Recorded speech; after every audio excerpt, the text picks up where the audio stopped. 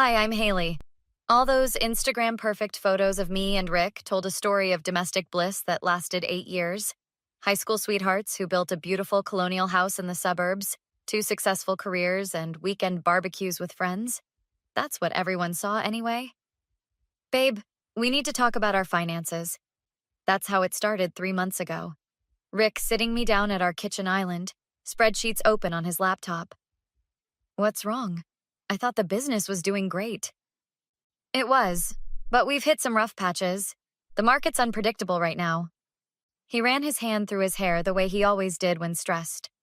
We might need to downsize. I believed him. Why wouldn't I? He handled our investments while I managed my elementary school teaching job. Division of labor in a marriage, right? 2 weeks later, I came home to find my clothes packed in suitcases by the door. I can't do this anymore, Haley. The stress is killing me. I need space to figure things out. His voice was cold, nothing like the man who'd whispered he loved me that morning. Figure what out? Rick, this is our home. Actually, it's mostly my home. The mortgage is primarily in my name. You should stay with your mom for a while, just until I sort out the finances.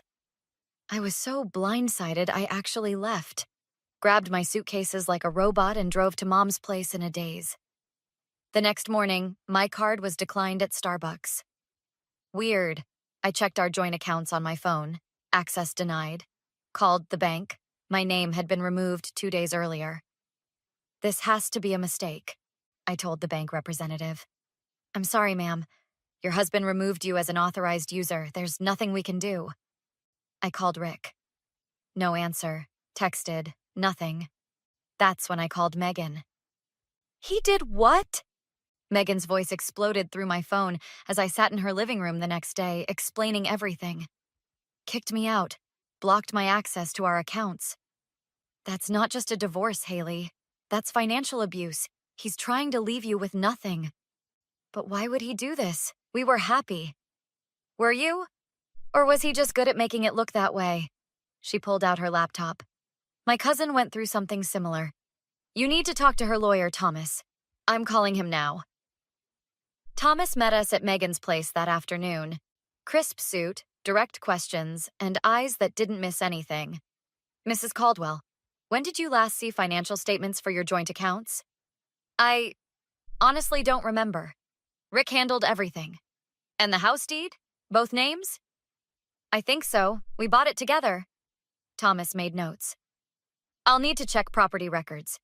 Based on what you're describing, this wasn't a sudden decision. People don't execute financial lockouts without planning. You think he planned this? My voice cracked. I think we need to look back at least 6 months of financial activity. If he's been moving assets, we'll find the trail.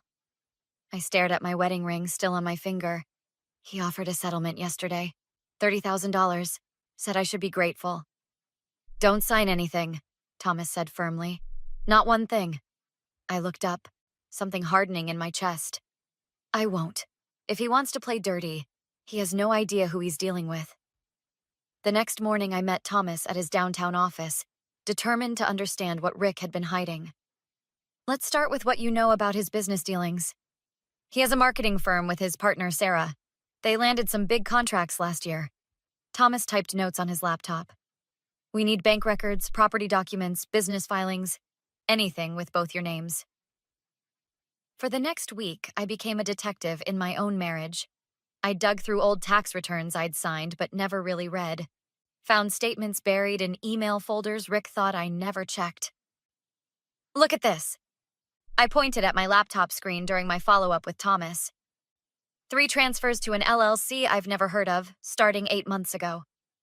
Thomas leaned forward. Right after your business had that successful quarter.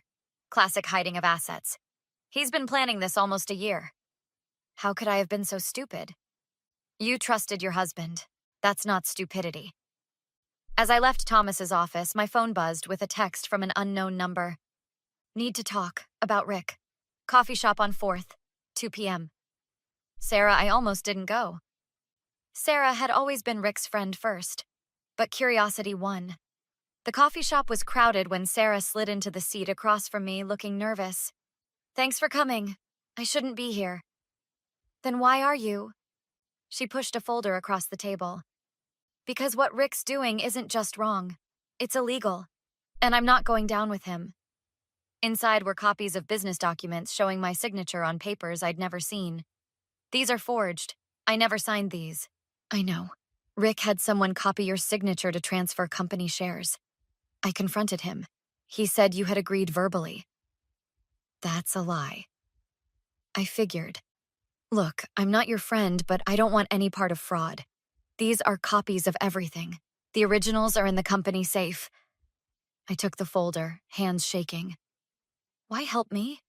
Because he's done this before. His first business partner 5 years ago. I should have seen the pattern. That night, another surprise. A call from Rick's younger brother, Daniel. Haley, don't tell anyone I called. Rick doesn't know. Daniel? What's going on? I overheard Rick talking to his lawyer. He's got a storage unit under a different name. Unit 327 at Safe Store on Willowbrook. There's stuff there he doesn't want found. How do you know this? I've watched him screw people over my whole life. Always thought you were different, that he actually cared. I was wrong. The next day, Thomas and I stood outside Unit 327 with a locksmith and court order. You sure about this? Absolutely. Inside were boxes of financial records, luxury watches, and artwork from our home that had mysteriously been sold last year. Thomas whistled. This is exactly what we needed. Over the next 2 weeks, we built our case. Thomas connected with forensic accountants who traced Rick's hidden accounts. We documented every forged signature, every transferred asset. The negotiation meeting is set for Tuesday, Thomas said, organizing our evidence into a presentation folder. Rick thinks you're coming to accept his settlement. He has no idea what's actually coming. Will this work? He's expecting a wounded bird. He's getting a hawk instead. Tuesday morning arrived with a knot in my stomach. Thomas and I entered the conference room where Rick sat scrolling through his phone, not even looking up when I walked in. Miss Caldwell, Mr. Harrington, I'm Gerald Matthews. Let's try to make this amicable. I took my seat directly across from Rick, who finally glanced up with a practiced smile. You're looking well, Haley. Matthews cleared his throat. We've prepared what we believe is a very generous settlement offer. He slid a document across the table. Mr. Caldwell is willing to provide $30,000 and the Toyota. Rick leaned back. Well, we all know Haley contributed minimally to our financial portfolio. Teacher's salary and all. His condescending tone made my blood boil. And what exactly did you contribute, Rick? Only the house, investments, and majority of our lifestyle. He chuckled to Matthews. She never did understand money. Thomas tapped the table. Our signal. Before we consider your offer, we have questions about certain financial discrepancies. Rick rolled his eyes. There are no discrepancies. Then perhaps you can explain these transfers to Lakeside Holdings, LLC? Thomas displayed bank statements. Rick's smile faltered. Business investments? Nothing concerning Haley. Interesting, considering Lakeside was formed 3 days after your biggest client paid your firm $300,000? Matthews frowned. What exactly are you implying? I'm stating facts. Your client has been systematically hiding assets for at least 8 months. Rick leaned forward. That's ridiculous. Haley signed off on all business matters. Did I? I opened another folder. Like these transfer authorizations with my forged signatures? The conference room door opened. Sarah walked in, carrying her own folder. What the hell is she doing here? Rick stood up. Providing evidence, Sarah answered, placing documents on the table. These are the originals from our company safe, created without Haley's knowledge. Thomas continued calmly. We also have evidence of the storage unit on Willowbrook, Unit 327. Rick's face went from red to white. How did you... Oh, and these. I slid photos across the table. The watches you claimed were stolen for insurance money? The painting you said your business had to sell to stay afloat? Rick lunged across the table, grabbing for the photos. You had no right! We had a court order, Thomas replied. just like the one freezing all accounts connected to Lakeside Holdings. Matthews was already packing his briefcase. We need to adjourn this meeting, immediately. Rick stared at me, mask completely gone. You think you're so smart? You've ruined everything. No, Rick, you did that yourself. 3 weeks after that conference room showdown, I sat in the courthouse waiting for Rick's hearing to begin. Thomas checked his watch beside me. The DA is pushing for maximum penalties on the fraud charges. The evidence is overwhelming. What about the harassment? The restraining order is already permanent. His late-night visits to your mom's place and those threatening texts were the nail in the coffin. The courtroom doors opened. Rick entered with a different lawyer. Matthews had apparently jumped ship. He looked smaller somehow. His designer suit replaced with something off the rack. When he spotted me, his eyes narrowed. The judge's ruling was better than we'd expected. Full financial restitution, probation, and community service for the fraud. The hidden assets returned to me. Outside the courthouse, Megan waited with coffee. How does it feel to own your house again? Surreal. I keep expecting to wake up back on my mom's pull-out couch. And the company? Sarah's buying out his share at a court-mandated discount. She called yesterday to tell me 3 major clients already signed with her new rebranded agency. While Rick's been blacklisted throughout the industry, Thomas added, joining us. I've heard from colleagues that nobody will touch him professionally. Later that week, Daniel called as I was moving back into my house. You won't believe this. Rick tried to crash at my place. I told him to get lost. How'd he take it? Badly. Started ranting about how everyone's betrayed him. It's like he genuinely can't see he did this to himself. Is he staying with friends? What friends? Everyone's seen the real Rick now. He's renting some efficiency apartment across town. Started driving for a rideshare company since no one will hire him. I felt no sympathy, only satisfaction.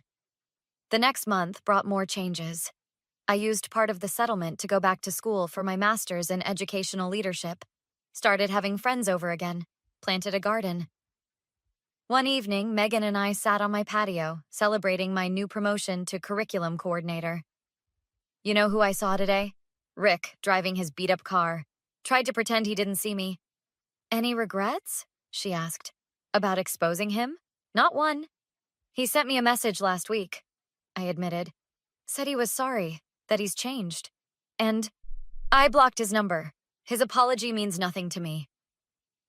6 months later, I was hosting a dinner party when my doorbell rang unexpectedly. Rick stood on my porch, looking thinner, older. Haley, please, 5 minutes. You're violating the restraining order. I've lost everything. I just want to explain. I closed the door in his face and called the police. Some lessons need to be permanent. Everything okay? Sarah asked when I returned to the dining room. Absolutely. Just taking out the trash. I raised my glass. To new beginnings, and to consequences. There was no forgiveness in me for Rick. No pity. Just the sweet knowledge that justice had finally been served. That's the end of Haley's story of justice against her manipulative ex-husband. What would you have done in Haley's position when Rick came to apologize? Would you have slammed the door like she did, or given him those 5 minutes to explain himself? Is complete rejection of an apology the healthiest form of closure, or does it keep the wound open? If you enjoyed this revenge story, hit that like button and subscribe for more stories about people standing up for themselves against toxic relationships. Share your thoughts in the comments below. What was your favorite moment when Rick finally got what he deserved?